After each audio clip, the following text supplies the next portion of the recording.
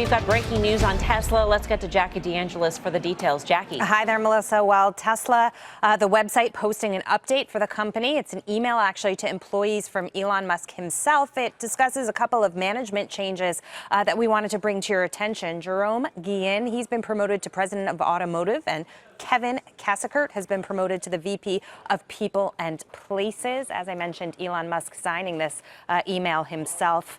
Certainly a lot of news coming out of Tesla today, so these promotions are just part of the thread. Back to you.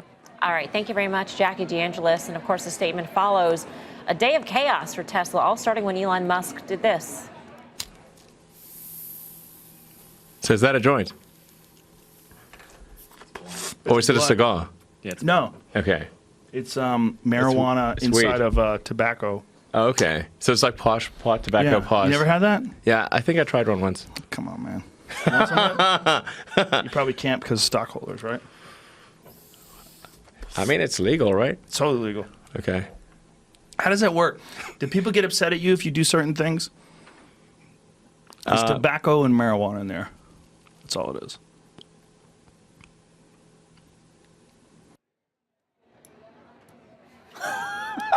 I mean, this is like the eighth time I've seen this, and every single time I'm always floored. Okay, smoking weed, drinking whiskey, talking about living in a simulation on a comedy podcast with Joe Rogan. So the stock down nearly 25% since that infamous funding secured tweet. Does Musk need to go?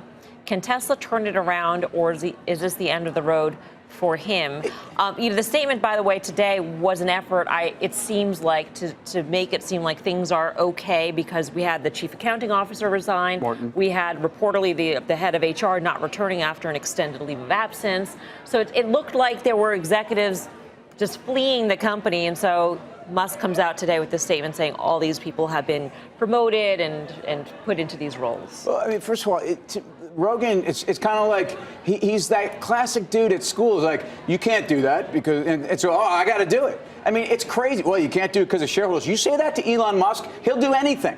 And that's really what's, I think, a little disturbing about this. Whether he's smoking pot or smoking a blunt or drinking whiskey, that is not the issue here. It's really not. The issue is that this gentleman seems to be looking for ways in which he can actually act out. And meanwhile, I think when you get news about your chief accounting officer resigning, I don't believe this was on time. I'll let other people decide that. But the bottom line is there is a lot of unpredictable behavior. Why so many executive resignations and departures at a time when you're trying to get operations moving forward? I mean, that to me is the bigger issue. Right. I mean, the drinking and smoking, I mean, this is just whatever. But I mean, also shareholders, they know what they signed up for. They signed up for genius. And sometimes geniuses come with crazy or peculiar behavior. Eccentricities, Eccentricities. And so is this anything beyond that? It might not be the person you want to run and manage things long term, but he also happens to be the person that created it. This happened to Steve Jobs at some point, pushed out his own company. Investors have a fiduciary responsibility also to their shareholders. And so when you think about what's going on, it's very Trumpian. I mean, this is literally mirroring what's going on in Washington, and it appears to be crescendoing a little bit. Hold on, you got Musk and Trump as kind of the same guy now. Oh my goodness! I mean, this is a huge distraction away from really some huge manufacturing issues. Their inability to retain management. I mean, think about it. Their inability to hit targets. Their inability to keep people on board to the story. So to me, this is a really nasty way to distract from some pretty bad action that's going on in the company. So to me, I think this situation is getting worse. It's crescendoing, and the question you have to ask yourself, with 25% short interest, is what happens if we hear that he's taking a 90-day leave of absence? We've seen these sorts of things when Steve Jobs was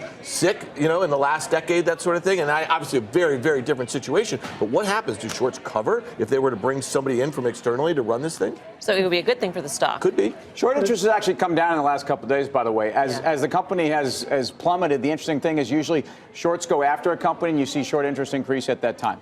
I mean, it's hard for a believer in the Tesla story to remain a believer, given all the problems that Elon Musk has created for himself as well as for the company. It's interesting, right? Self-made problems. One of the arguments, absolutely believer, and one of the arguments I made, there's no incremental seller of this stock because the major holders will hold this.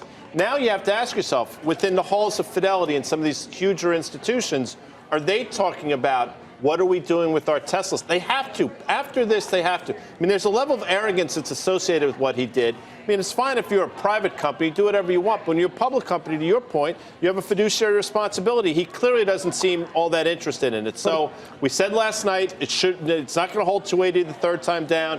245, the level in March is in play. Dan mentioned 252. That was the low. But now you're really in sort of, again, pretty much no man's land. And it increases the questions about the board. What has the board been doing this whole entire time?